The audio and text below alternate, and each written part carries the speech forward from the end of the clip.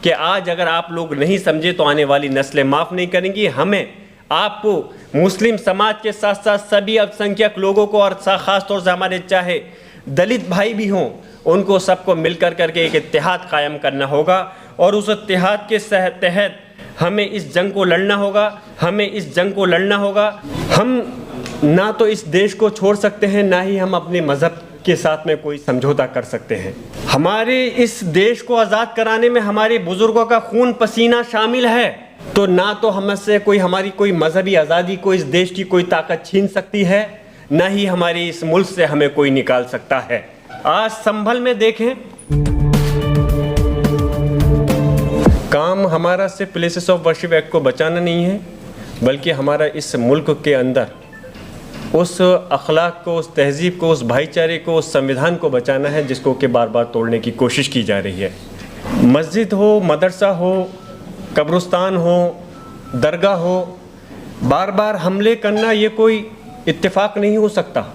अगर एक बार दो बार कोई घटना हुई तो हम मान सकते हैं कि इत्तेफाक हो गया, लेकिन बार बार उस चीज़ को दोहराना ये यकीनन एक ख़तरनाक साजिश है और इस साजिश को हमें रोकने के लिए, नाकाम करने के लिए सबको एक साथ होना होगा।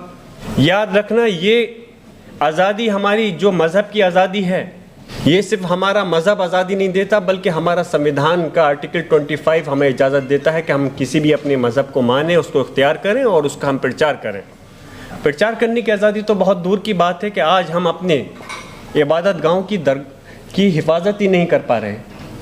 प्लेसेस ऑफ वर्शिप एक्ट में साफ तौर पे ये कहा गया कि जो कोई भी धार्मिक स्थल वो कोई मस्जिद के लिए नहीं है। यहाँ पे मेरे दूसरे समाज से भाई भी ताल्लुक़ रखते हैं, हमारे आपके बीच में कोई झगड़ा नहीं है। झगड़ा हमारा उनसे है जो इस हमारे मज़हब के लोगों को की इबादत गाहों को टारगेट करके तोड़ना चाहते हैं और जो हमारे इस मुल्क को तोड़ना चाहते हैं। हमारी लड़ाई उन लोगों से है। और जिस तरह से हमारा वर्शिप एक्ट में कहा गया कि कोई भी धार्मिक स्थल अगर 1947 से को जो अपनी स्थिति में है उसके में कोई बदलाव नहीं किया जाएगा, लेकिन अफसोस है उसके बाद में भी कि उसके अंदर कोई भी आदमी, चलता फिरता आदमी आज एक प्रार्थना पत्र, एप्लीकेशन, रिट दाखिल करता है और उसके बाद में उस पर सर्वे की भी इजाज़त दे दी जाती है। ये मेरा अधिकार है कि मैं यहाँ पर खड़ा हूँ अगर अपने आज़ाद मुल्क के अंदर, तो मैं इस चीज़ को अपनी ज़िम्मेदारी से कह सकता हूँ कि अगर सरकार गलत कर रही है तो उसके ऊपर भी उंगली उठा सकता हूँ, और अगर कभी कोई माननीय न्यायपालिका का कोई जजमेंट है तो उससे न इत्तेफाक़ी भी रख सकता हूँ। यही हमारी मुल्क की आज़ादी है, यही खूबसूरती है और यही हमारा संविधान है। लेकिन जिस तरह से बार बार इन चीज़ों को दोहराया जा रहा है, अगर हम लोग नहीं समझेंगे तो फिर आने वाली नस्लें, याद रखना, हमें कभी माफ़ नहीं करने की है। जिस तरह से आप ये मत सोचिए कि सिर्फ आज मुसलमान या उनकी इबादत गाहें ख़तरे में हैं। 25 दिसंबर को याद रखिए, उस समय क्या हमारे ईसाई समाज के जो हमारे भाई हैं, क्या उनके चर्च पर हमला नहीं हुआ?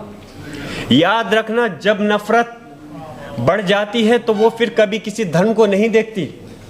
जब नफ़रत बढ़ जाती है तो वो सिर्फ और सिर्फ किसी भी धर्म को देखे बगैर हमला करना शुरू कर देती है।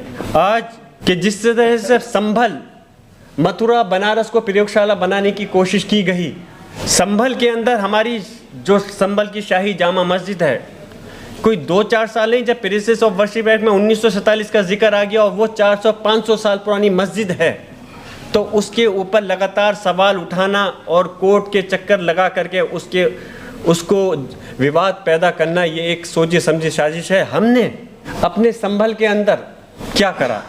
हमने कोशिश करी कि जो हमारा धार्मिक स्थल है, जो हमारी इबादत गाह है, उसके साथ कोई छेड़खानी नहीं होनी चाहिए और ये हमारा कानून कहता है। उसके खिलाफ क्या क्या खामियाजा भुगतना पड़ा, सिर्फ संभल नहीं, मैं समझता हूँ पूरे हिंदुस्तान की आवाम इस बात से वाकिफ़ है। हमें, मुझे ही नहीं, हमारे संभल के लोगों को जगह जगह मुकदमे दर्ज कर करके बहुत सारी परेशानियों से गुजरना पड़ा और आज भी हम उसका मुकाबला कर रहे हैं। तो हम बस यही कह सकते हैं कि हम इस चीज़ से हिम्मत नहीं हार सकते। हम यही नहीं कहते कि हम इसकी लड़ाई को हम बंदूक से लड़ेंगे या डंडे से लड़ेंगे। हम इसकी लड़ाई को कानूनी रूप से लेकर के कोर्ट के अंदर ज़रूर हम लड़ेंगे और आज भी लड़ रहे हैं। हम पीछे नहीं हटने वाले। सरकार की कोई ताकत हमको दबाना चाहती है तो हम उसके आगे दबने वाले नहीं हैं। हमारे मोहतरम जनाब अदीब साहब ने भी अभी फरमाया, बहुत तफसील से बात रखी। यकीनन आज इस हिंदुस्तान के अंदर अभी इंसानियत मरी नहीं है, ख़त्म नहीं हुई है। सिख समाज के भाइयों ने हमें मस्जिद और हमारे मस्जिद के लिए बनाने के लिए जगह भी दी, तो यकीनन ये चीज़ साबित करता है कि आज भी इस देश के अंदर इंसानियत ज़िंदा है, भाईचारा ज़िंदा है, और हम उसके तहत इसको आगे बढ़ाते हुए काम करते रहेंगे। लेकिन मैं यकीनन यहाँ पर मुसलमान में सिर्फ पार्टी का के वो रखने नहीं आया, लेकिन जैसा अदीब साहब ने कहा था कि किसी पार्टी के नेता पे कोई टिप्पणी होती है तो आवाज़ को उठाते हैं। लेकिन मैं ये कहना चाहता हूँ मोहतरम जनाब, बहुत अदब के साथ अदीब साहब से, कि मैं समाजवादी पार्टी का एक रुकन मेंबर ऑफ पार्लियामेंट हूँ, लेकिन जब कभी हमारे मज़हब पर कोई बात आती है, जब ज़ियाउर रहमान पर किसी आवाज़ को उठाता है, तो हमारे माननीय अखिलेश यादव जी ये नहीं कहते कि तुम इस बात को, आवाज़ को संसद के अंदर नहीं रखोगे। ये चीज़ दिखाती है कि हम अपनी मजहबी आज़ादी के साथ साथ पार्टी के अंदर भी आज़ाद हैं, और संभल के मसले पर भी अखिलेश जी ने पूरी ताकत के साथ, पूरी मजबूती के साथ हमारी मदद करी, और वो मदद सिर्फ समाजवादी पार्टी के सांसद की नहीं थी, बल्कि उत्तर प्रदेश और हिंदुस्तान की उस आवाम के साथ जो जुल्म ज़्यादती हो रही थी, उनकी मदद करी थी। मैं अपनी बात मुख्तसर करते हुए आप सब लोगों का तहे दिल से शुक्रिया अदा करता हूँ, और इस बात की दरख्वास्त करते हुए कि याद रखना, प्लेसेस ऑफ वर्शिप एक्ट की हिफाजत कोर्ट के लिए तो हमें करनी है ही, लेकिन हमें और आपको मिलकर के एक स्ट्रेटजी तैयार करनी पड़ेगी।